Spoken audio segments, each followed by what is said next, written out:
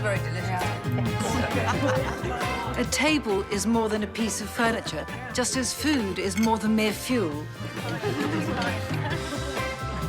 When I moved into my first home many years ago, before I did anything else, I bought a table, and not just to eat at, but to live around. Chin chin, amici. Cheers. At my table, when I'm winding down at the end of a long day, they're ready for me, and I'm ready for them. Celebrating friendship at weekend feasts, or making memories with family, the food I eat is vibrant and varied, but always relaxed. Old favourites. So far, so good. And fresh discoveries. I need to be alone with my sandwich now. The comfort of the familiar combined with the exuberance of the new. Oh, I can hear how good this is going to be. The essential welcoming taste of home. There's no elegant way to eat them, and that's in their favour. Whether I'm pottering about at the stove or sitting at the table, I want pleasure, I want flavour, and I want ease. Life can be complicated. Cooking doesn't have to be.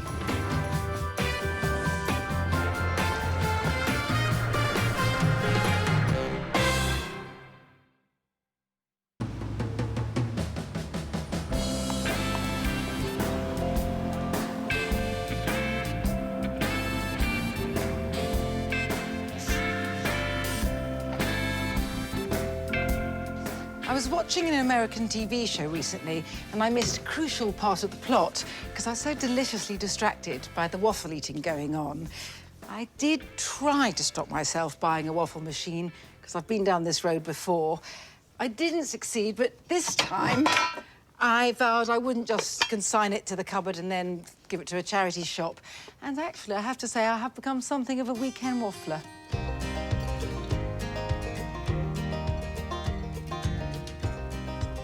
To make my waffle batter, I start off with 3 eggs.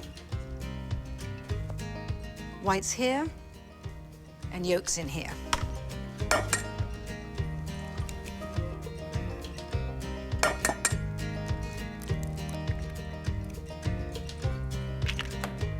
To the yolks, I'm going to add 450 ml of full-fat milk.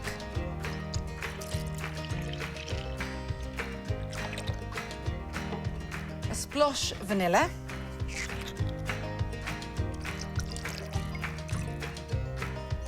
And 125 ml of vegetable oil. So much easier than using butter, because, you know, when you use butter, you have to melt it and then let it cool down a bit. And this is just faster, and it makes the waffles so crisp. And that's what I want from a waffle, really crisp on the outside and light and fluffy on the inside. Just a regular whisk here. Teeny little mix together so it's combined. Now I can move on to the dry ingredients. I start with 225 grams of plain flour, followed by 3 tablespoons, that's 45 grams, of caster sugar.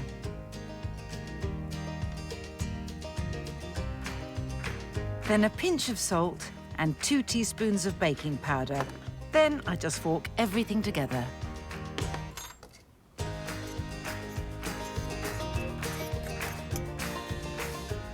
And now it's just a case of pouring the wet ingredients into the dry. This flat whisk could make sure there aren't lumps. Don't want to beat too fast or to splash myself. And anyway, going slowly, it's rather peaceful in the morning. But now I'm going to rupture the calm by whisking the egg whites. I want them to get to firm peaks. It's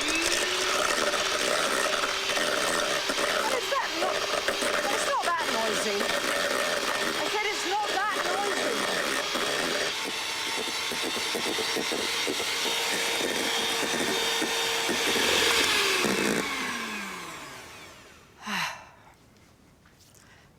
Time for some gentle folding.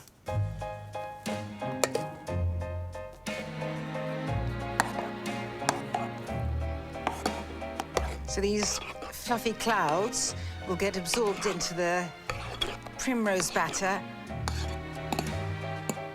Looks like a sea of marshmallow.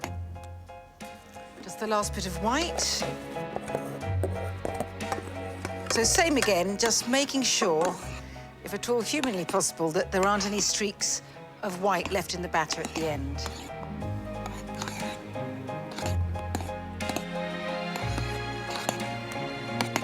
Perfect. This is just what I want from a waffle batter. Thick, smooth and airy, and it's those bubbles that make these waffles so celestially light. Right, I'm going to move along the bus and heat my waffle irons. Just a couple of minutes. I know there's a lot of batter, but I've always found there are a lot of takers for these. And actually what I like to do as well is make all the waffles up and then freeze them and reheat them in the oven from frozen whenever I feel the need. And I can tell you there is often a need. An American cup measure is my tool of choice here, and one to be dribbled over this iron. And then speedily, I'm gonna see if I can manage this. More dexterous than I thought. That just needs a minute. I'm gonna go and get my plate.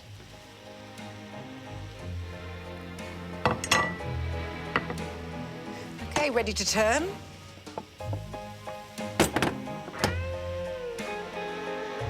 And I actually almost forgot my blueberries. That would not be a good thing. And now for the moment of truth. Beautiful. All in its golden glory.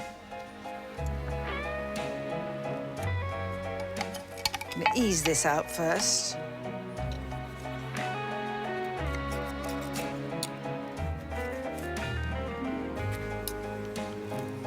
Over here, my beauties.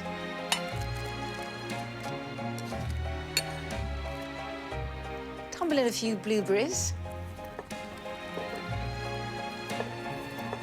And so important, because it's got those pockets waiting for it, the syrup.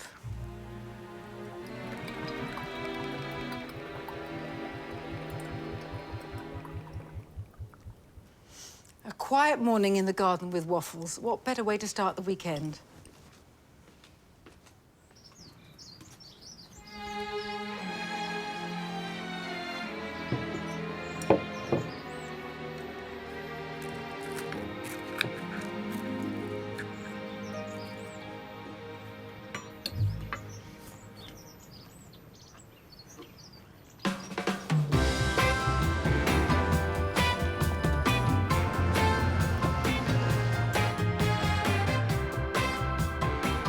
When I have friends round my table, what I really relish is laid-back informality.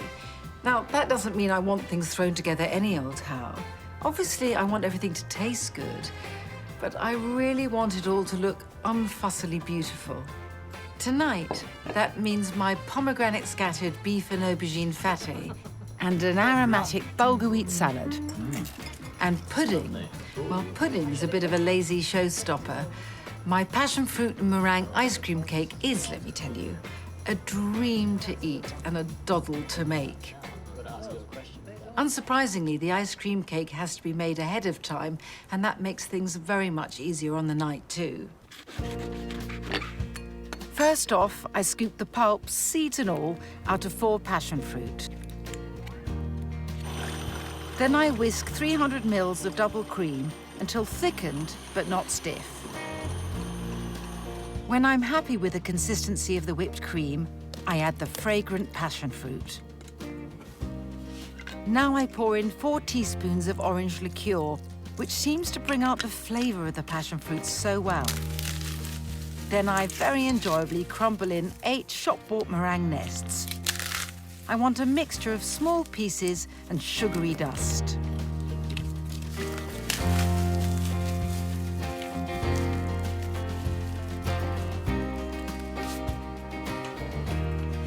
Then I gently fold everything together. Spoon this mixture into a loaf tin, drapingly lined with cling film, pressing down on it as you go. Then wrap the tin well before putting it in the freezer overnight. And that's all there is to it.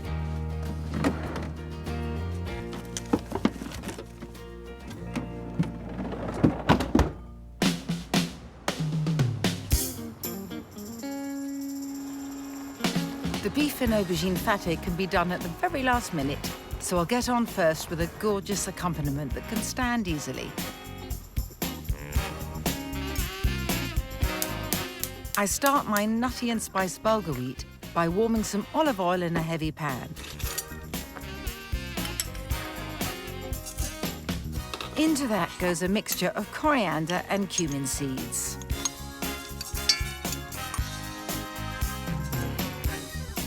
Then I add some dried thyme and, well, it would be rude not to, a generous hit of Nigella seeds.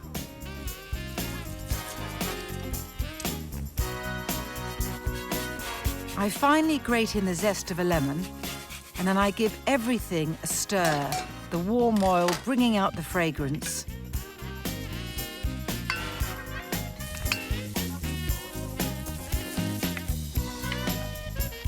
Then all that remains is to tip in the bulgur wheat, give it a quick stir, and swiftly cover with cold water. Add salt. I like to salt very generously. Then bring the pan to the boil, clamp on a lid, turn the heat to low, and cook for 15 minutes. Then off the heat, you can just leave it covered till supper time.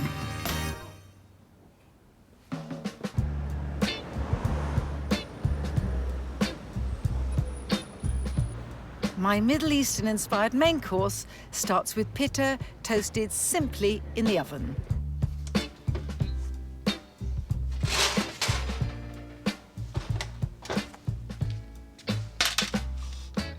Whenever I have friends round, I just have to stop myself making this beef and aubergine fatteh.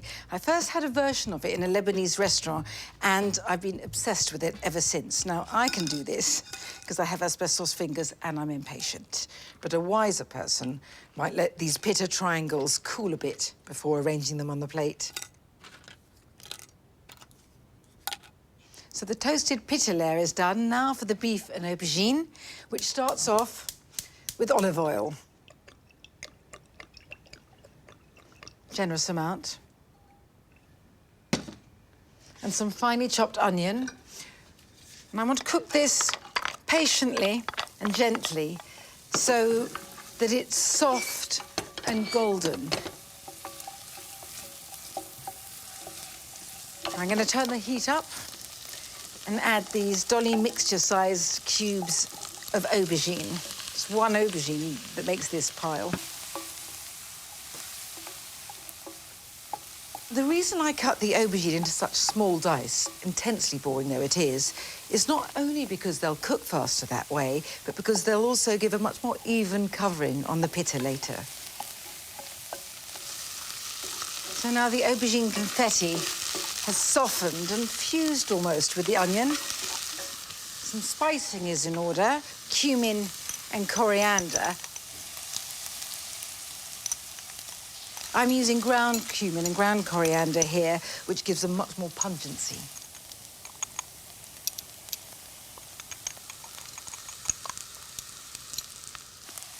And now that glorious Aleppo pepper, so beautiful. Looks like flakes of terracotta.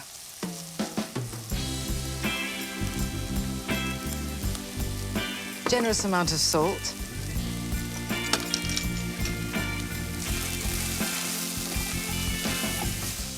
Aubergine is quite extraordinary at just drinking up flavour.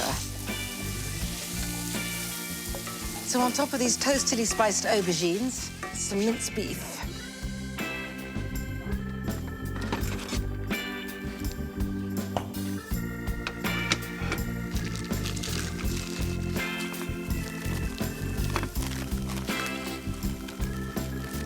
Need the heat up a bit for the beef because I want it to brown fast. Now, this isn't a sauce. I'm not going to add any liquid because what I want to do is to be able to add it in warm spice crumbles to the toasted pitta bread.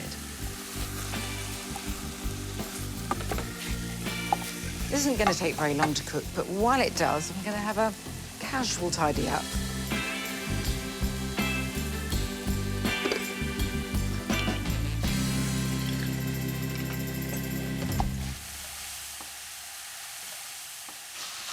So the second layer is cooked, and I'm just going to leave it here. And I will get on with layer 3. For this, I need a small pan with a little bit of hot water at the bottom and my bain-marie helmet. And you know, calling it a sauce makes it sound so much more complicated than it is, because really, it's just a question of stirring together a lovely lot of Greek yogurt with some tahini. Now, the tahini, you've got to have at room temperature before you use it, otherwise you'll just break a spoon trying to get it out. Quite a bit of this soft sesame paste. And a lot of lemon. A real citrus burst here. There's 1 decent-sized lemon. Quite a bit of salt.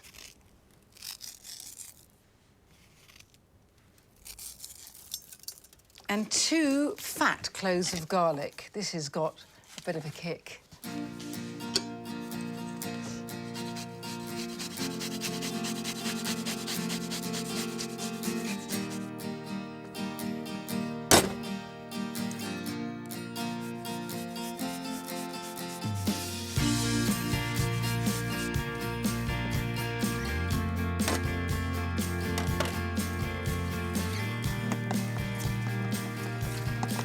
I'm going to turn the heat off now because the steam from the water underneath, as it is, will be enough to warm this mixture, which I want just above room temperature. And when it gets there, it has the texture of softly whipped double cream, and you can see that it's billowingly increased in volume.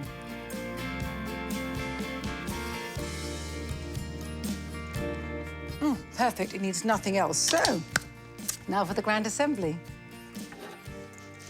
So first we mounded on the warm, spiced crumbles of beef and aubergine. And now I'm going to drape it with this creamy tahini sauce. I quite like a bit of the beef peeking out underneath, though. I want to sprinkle a bit of that Aleppo pepper I used earlier on top. Turn of the pomegranates, and I'm going to add some in almost bejeweled clumps.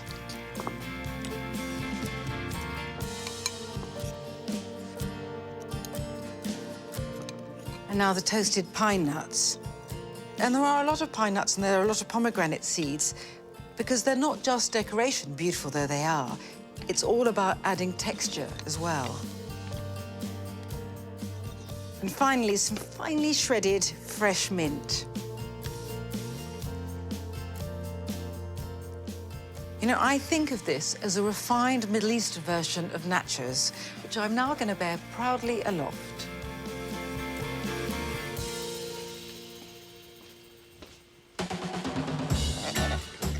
Wow, look at that. Look, a slice of Fatteh. Here we go. Very good, that's a good one. Very, very good slice. Now, my finishing touches to the bulgur wheat, a scattering of toasted flaked almonds and roughly chopped parsley. And I'm going to give you a few more bits. I think all that.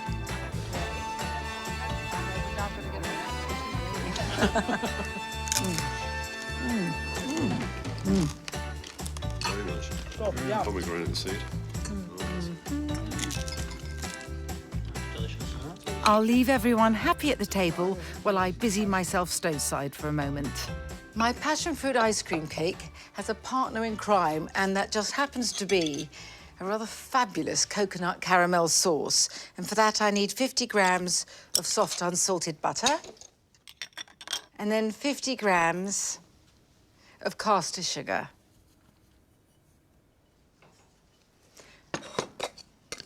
And 50 grams also of soft light brown sugar.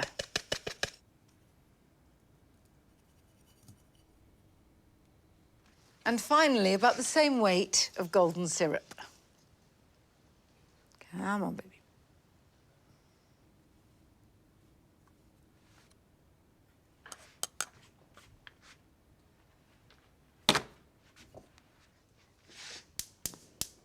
Let this melt now. Going to give it a little swirl just to help matters along.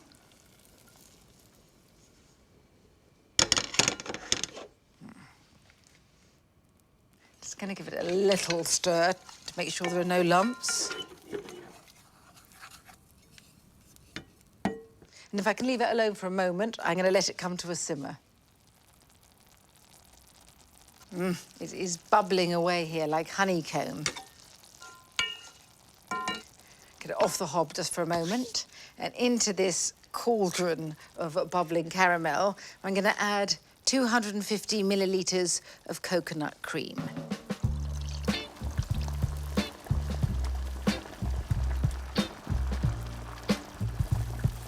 Let's give it a bit of a swirl. Don't worry if it doesn't look very smooth at this stage. All will come good. Better than good. So back on the heat.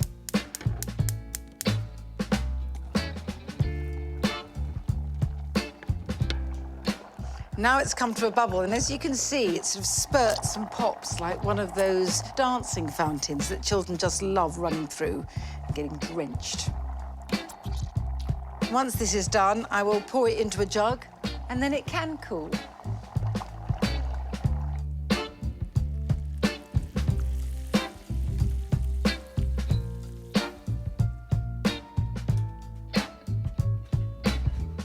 And I'm ready to slice the ice.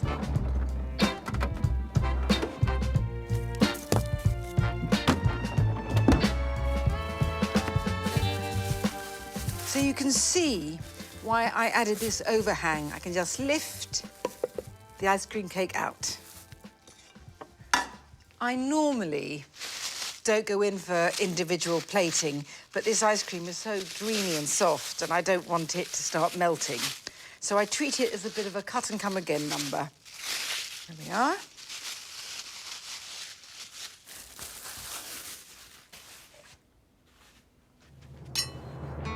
So first cut, you know the rest.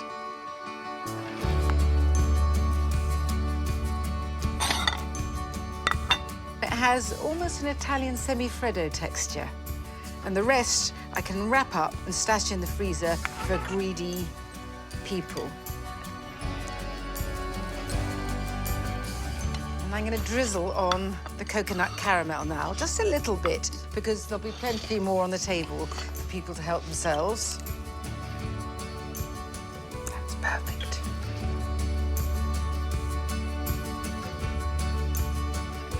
I don't think it matters whether it goes on thinly or thickly. Covering myself because obviously uniformity is not one of my strengths.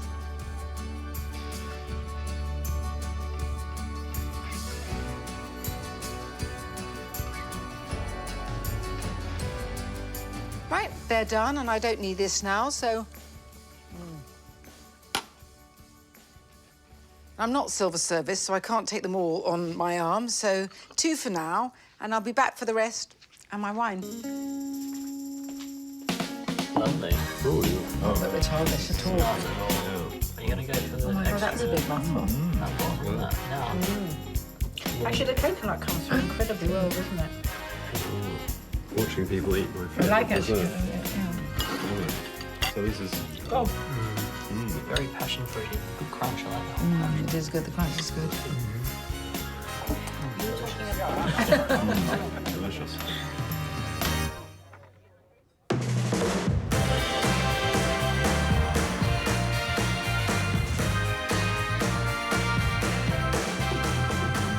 I am cursed with being a very bad sleeper, and I have to say I do an awful lot of moaning about it.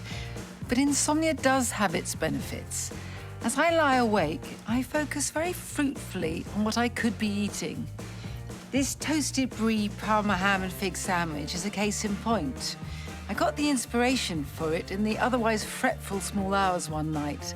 And I don't really know why, because in the daylight hours, it would never occur to me to start cooking with brie. And I do realise it's not the chicest thing to be doing. But I have to say, this sandwich turns out to be food for the gods. And I'm just that little bit happier when I have figs, Parma ham and brie in the house. First, the bread. I want to cut it generously, but not so thick that it stops the cheese from melting in the middle. And now, I do realise that Many French people would think it's a crime to make a toasted sandwich with brie, but really they just have to have one bite to forgive everything. Good thick spreading.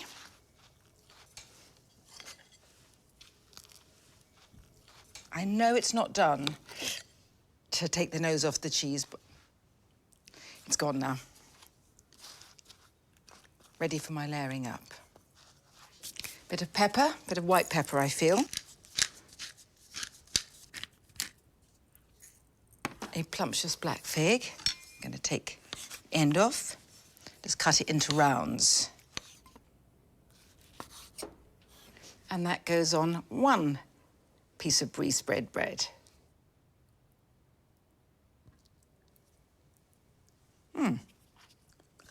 One for me. Another one for me. It's all for me, frankly.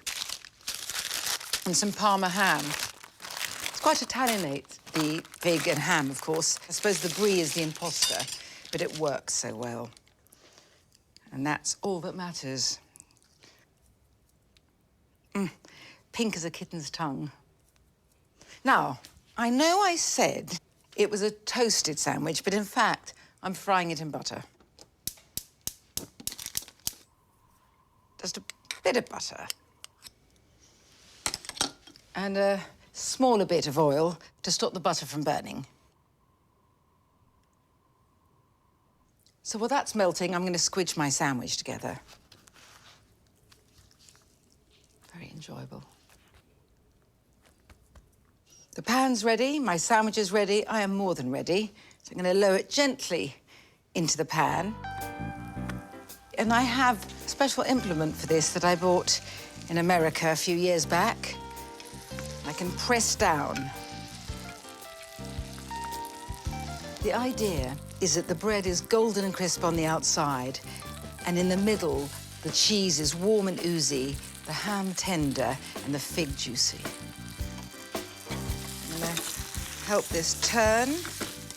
Just do the same on the other side, but I need a teeny bit more butter. Fair's fair. Got it for one side. And a pinprick of oil. Now my patting is slightly impatient. So that's cooked perfectly. So out it comes. Back on the board. I'm going to cut it in half, so...